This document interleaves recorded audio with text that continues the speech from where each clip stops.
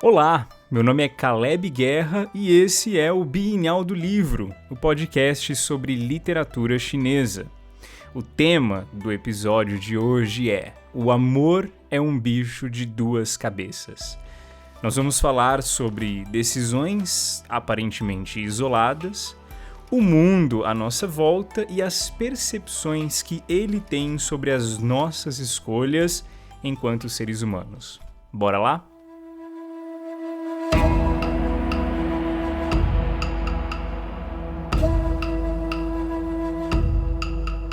Hoje em dia, nós enxergamos fenômenos naturais como acontecimentos independentes da vida humana enquanto sociedade.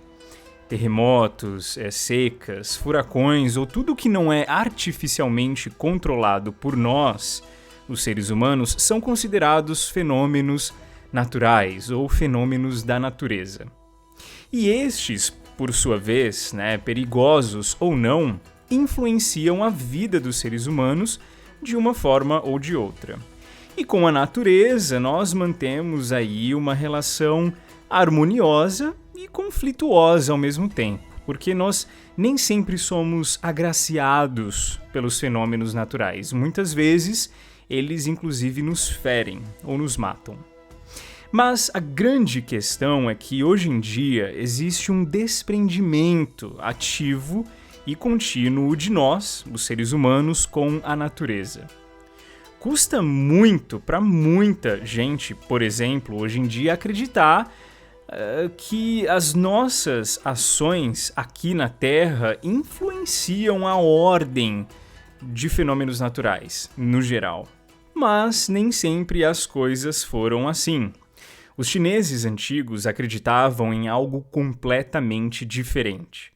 Eles tinham certeza que a natureza respondia às ações humanas, numa espécie de reação em cadeia mesmo, a partir dos seres humanos para o mundo.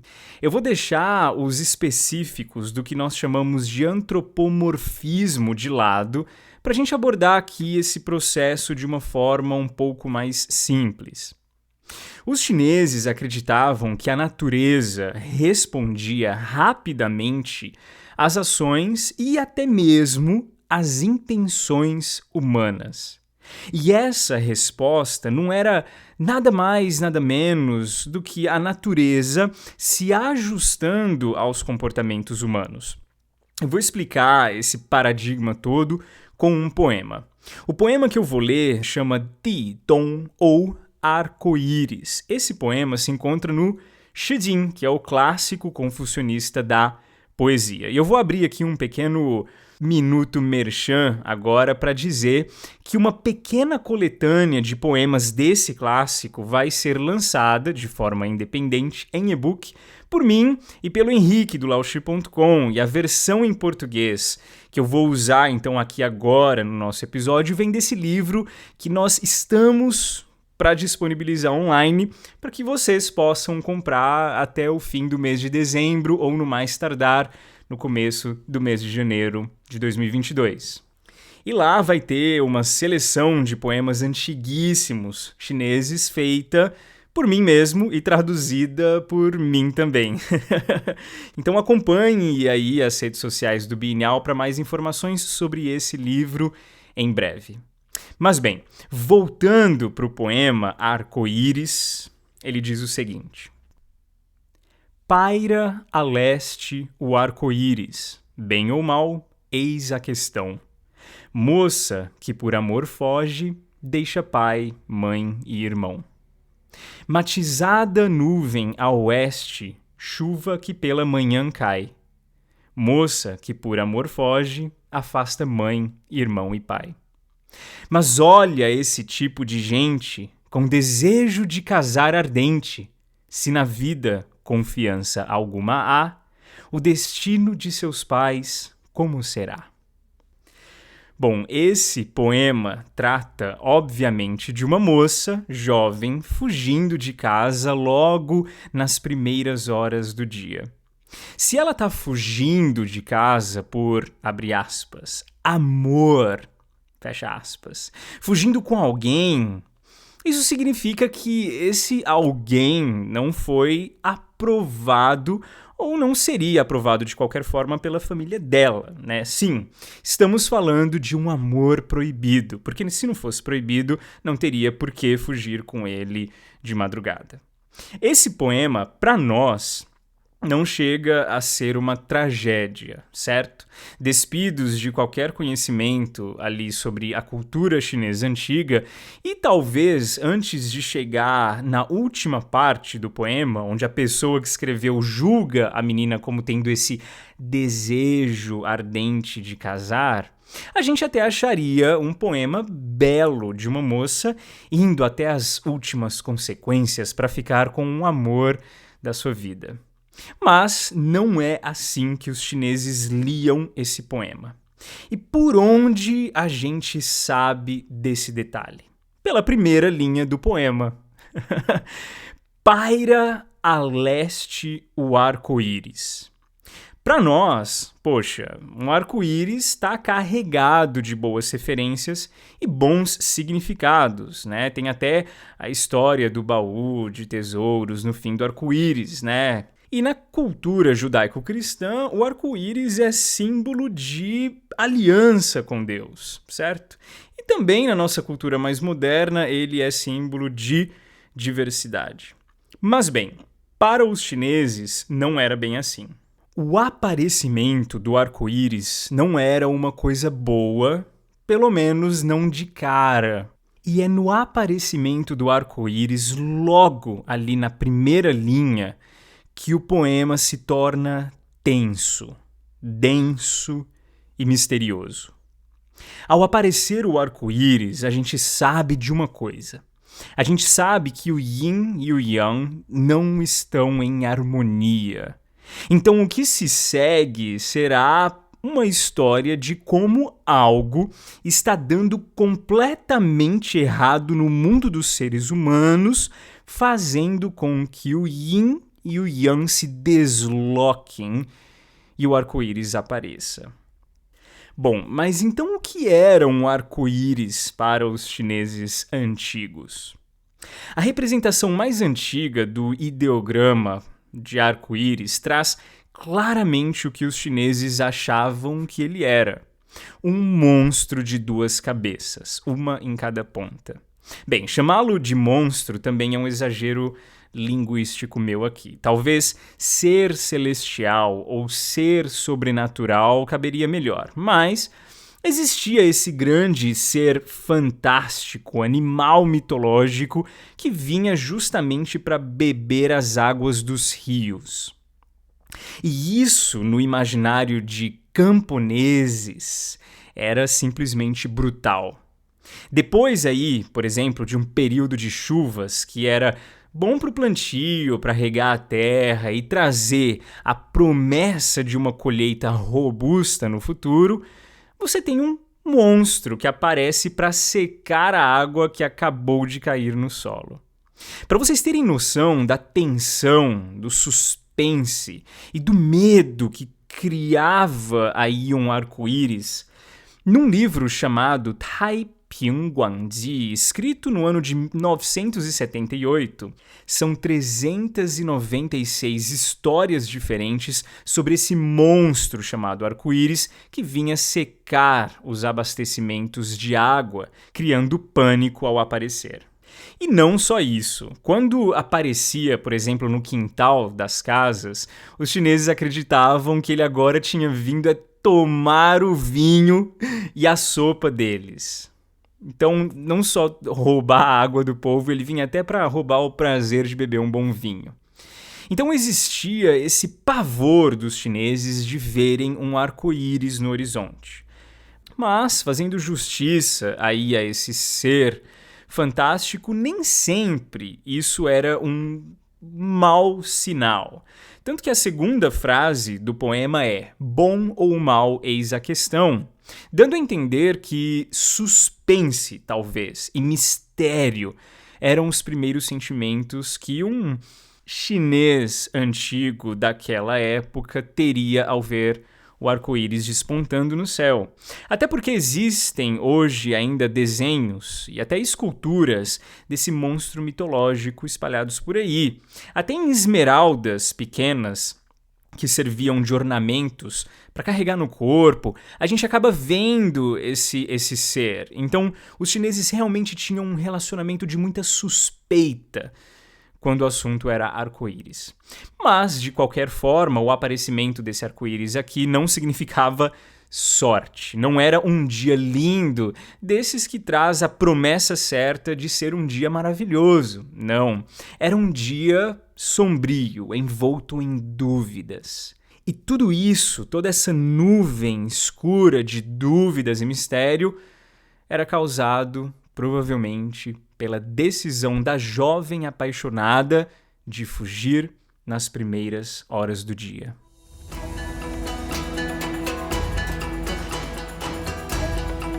Tem um livro que chama Shanshu, traduzido como o clássico dos documentos. A gente encontra ali uma passagem super interessante para entender melhor esse paradigma de conexão entre ações humanas e fenômenos naturais. O paradigma que explica o arco-íris aparecendo sobre a Terra, reagindo à decisão de uma jovem de fazer algo errado ou duvidoso. E antes de eu entrar na parte que eu vou ler desse livro, eu preciso explicar uma palavra que vai ser usada nessa passagem, a palavra céu. Céu, para os chineses antigos, tinha significados diversos, indo aí desde céu físico, morada dos astros, até um atributo divino, de divindade, de algo ou alguém, inclusive, que criou regras sobre as quais o mundo se autogoverna. A palavra natureza, ou a palavra naturalmente, traz esse atributo divino de algo que tem consciência e interage com o mundo físico de alguma forma ou de outra, mas inclusive através de fenômenos naturais. Então a ideia, simplificadamente falando, é a seguinte: o mundo físico, quando não acontecendo em resposta e reverência às vontades do céu, ele reage muito aos propósitos dele. As leis naturais são estabelecidas e regidas pelo céu. Logo, existe um padrão divino e celestial de organização da natureza. Padrão esse que também existe na sociedade humana. Então, nesse parágrafo que eu vou ler, tem um líder antigo de um dos clãs famosíssimos da China, chamado Gao Tao, dando conselhos para um cara que viria posteriormente a ser o imperador da China. Gao Tao é conhecido, inclusive, como um dos 4 santos antigos. Então, vale a pena realmente ver o que ele tinha para falar. Depois de dizer, por um longo parágrafo, que o céu favorece a pessoa virtuosa ao ser virtuoso e pune aqueles que são culpados, ele diz o seguinte: o céu vê e ouve como o povo vê e ouve. A brilhante sabedoria do céu é temível, pois ele usa o povo para expressá-la com autoridade.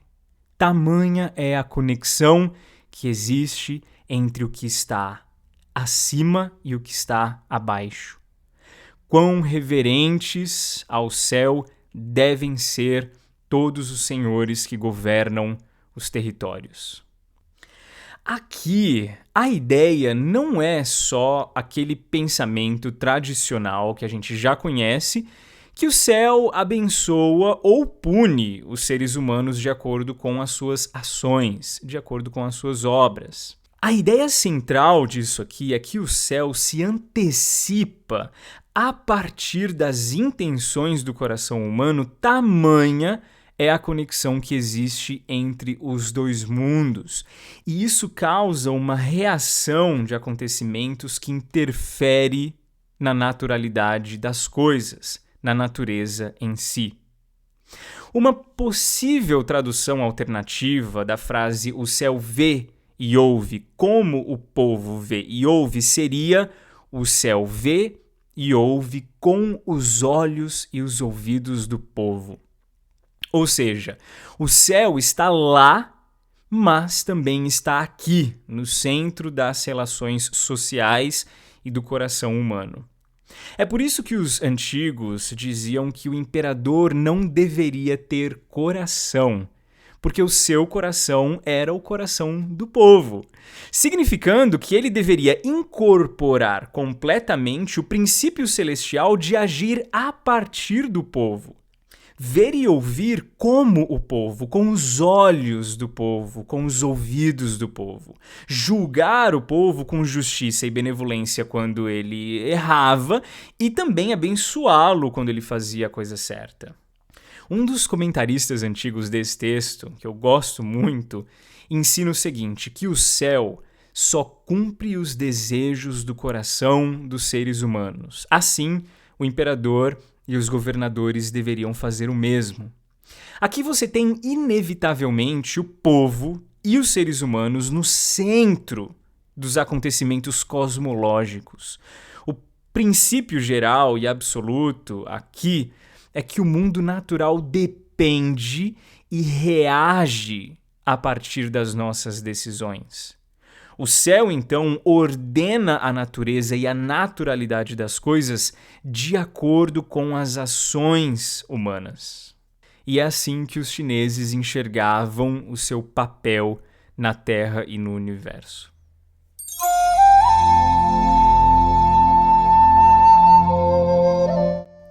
Esse poema antigo coloca tudo em perspectiva, em acontecimentos que tombam aí como peças de dominó. A natureza, ordenada pelo céu, se contorcendo dentro de si e para fora de si a partir dos movimentos de uma jovem que ama amando errado, se colocando aí muito provavelmente em perigo. Será que era mesmo amor isso?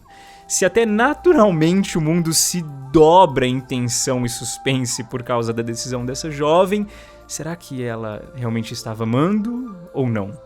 Essa fuga de madrugada, o arco-íris aparecendo, o suspense, a falta de reverência, a falta de respeito e até de amor pelos pais que ficam sem saber o que está acontecendo.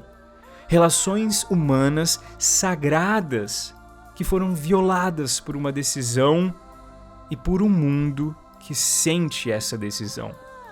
O mundo sente e convulsiona pelas nossas escolhas torpes, assim como sentiu e convulsionou a partir da escolha torpe dessa jovem.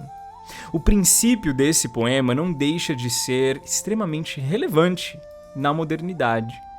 Como sociedade, será que nós criamos uma forma de organização social que contempla o efeito dominó que temos sobre a natureza? Será que, como indivíduos, nós, eu e você, ouvinte do Bienial, vivemos nossas vidas de forma a enxergar os efeitos das nossas escolhas no mundo onde vivemos? Será que a gente tem essa consciência? Esse poema trata de todos nós, inseridos num mundo que responde a todos nós pelas decisões de todos nós, quer sejam elas decisões pessoais ou coletivas, individuais ou em sociedade.